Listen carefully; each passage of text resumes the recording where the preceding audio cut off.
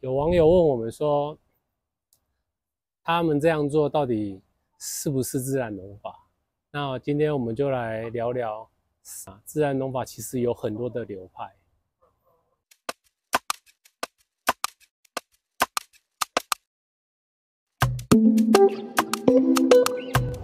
大家好，我今天要跟大家分享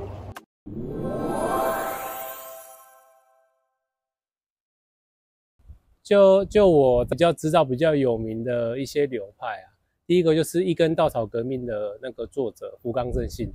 然后还有所谓的秀明农法，还有一个叫 NOA 的组织，它也是提倡自然农法。它当然还有那个木村秋哲的那不会烂的苹果那个一个老先生哦，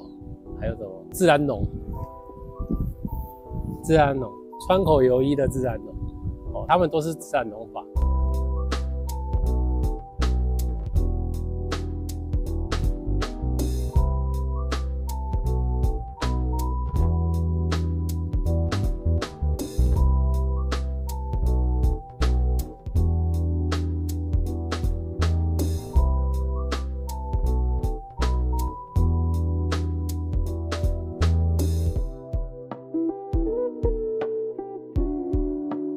那在施展的过程中还是有一些差异啦。但我认为他们中心的原则还是希望跟这个自然的和平相处，使用这边自然资源。那所有人为的东西其实可以不需要。那就像一些以前没有农药、没有肥料的阿婆他们那个年代，他们为什么可以把东西种出？没有靠这些东西，为什么可以把这些东西种出来？就是靠这个。那要不要堆肥，要不要除草，其实它没有固定的 SOP， 你得要去观察这个自然，给予它需要的。而且就算是你有一块地，在不同的地方所种出的东西，其实有时候味道都不一样，或者是适合不适合，那个都是需要你去观察发现。所以蒲门它并不是一个什么农法，它是一个在教导你一些生活上的一些技能，那农业只是它的其中一部分。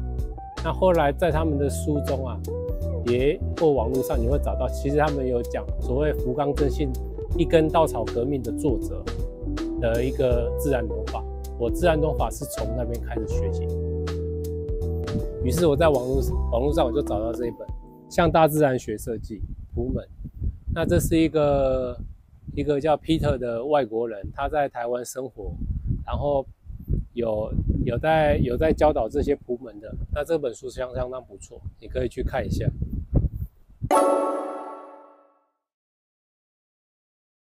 像我知道的那个秀明农法，他们会有用一些浅翻耕，然后利用杂草树叶去做堆肥。那他们堆肥的用意不是为了要施肥给作物，而是把这些化作的这些菌化成肥料再次回到土地，然后让那一片土地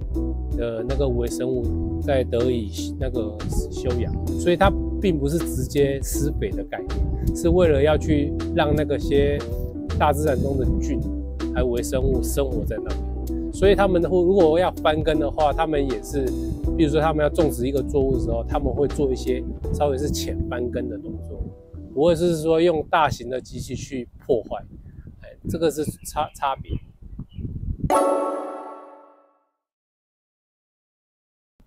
再我还要讲说，像我知道像泰国那个 KKF 的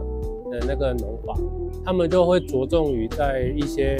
像微生物的培养，所以他们会收集各种不同的资材去做堆肥发酵，或者是培养一些菌，然后施展在农田里面。一样，他们施展的概念并不是为了直接给作物得到营养，而是说他们希望这些菌能在土壤中发挥他们一定的功效，然后让那个作物土地，你只要土地健康了，作物一定会健康。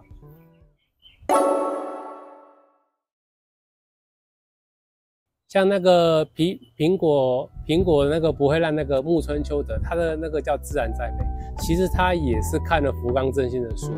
然后一股脑的投入进去。其实做法上也是大同小异，因为不除草，它草也不是不除，它可能1年就除个2次草。然后在一些果树的下面，它会种植一些豆科的植物。然后在一些时候，他去观察，他可能会去做他自己培养出来的类似木醋液的东西，去喷。那可能长久下来，8年到10年之间，它那个生态环境慢慢会变好。即使它在附近的农园都是使用惯性农法，它照样能种出那种奇迹式的苹果。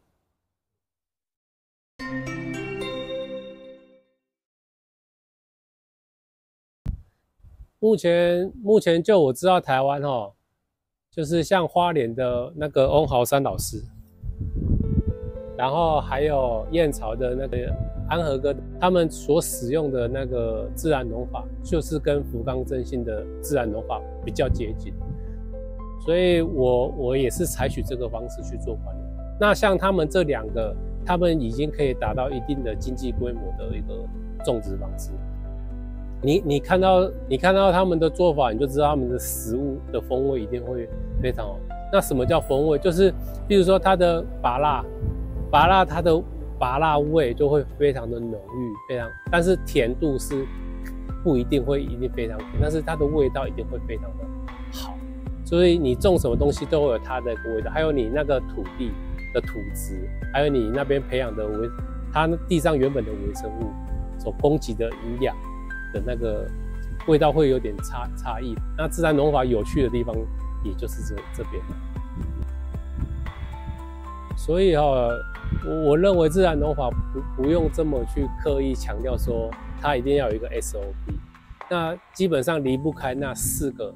原则，就是不除草、不翻耕、不施肥、不打药。那这个4个原则，你只要去体会、去摸索，它就是自然农法。所以自然这个词是从老子的《道德经》出来。什么是自然？一定就是减少人为去干涉，我们人只是符合自然去做操作。那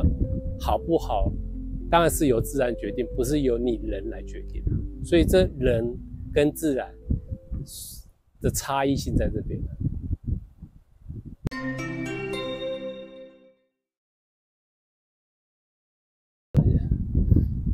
如果有些像退休的人啊，或者是一些你自己有一块地，你也想过这种半农半工的一些生活，那我比较建议是说不用气馁啊，因为那个东西要3至5年才会有一点点小成果。那5年过后，你大概就会觉得，好像种什么东西就会有什么东西，只是产量的问题。所以自然农法其实需要耐心的等待，然后你要下去体会，你才有知道说这个地方适合种什么，这个地方不适合种什么，或者你也可以交给自然去决定。像那个我曾经刚开始的时候，我也是看这些书啊，看这些书去模仿他们，但是因为土地啊，还有它的气候条件不同，所以会有些差异。像我曾经就试过粘土丸子，那个包裹着三叶草的种子去到处乱投，结果半颗都没有长。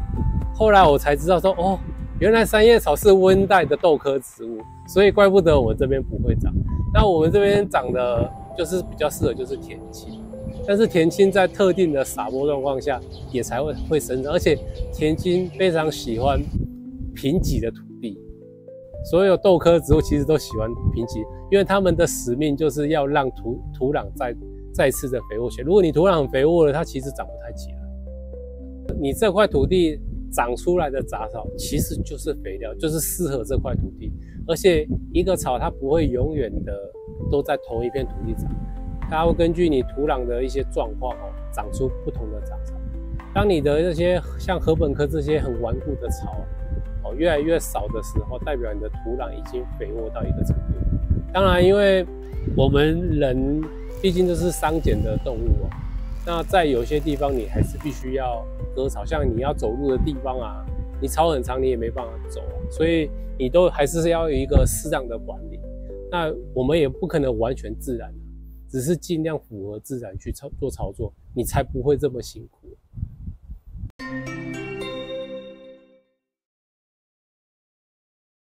然后我最近有一个想法，其实我在边做边整理的时候，我在想说，人的寿命啊，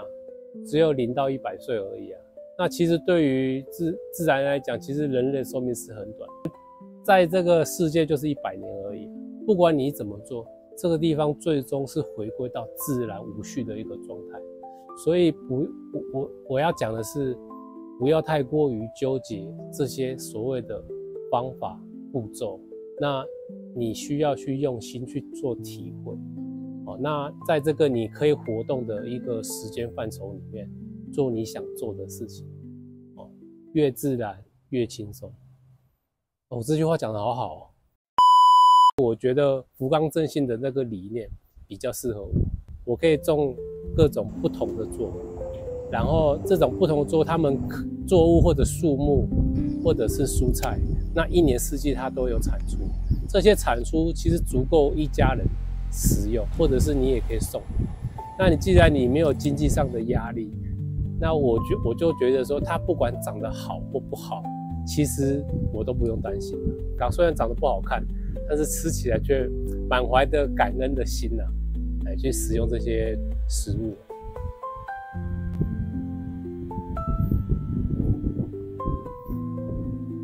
看，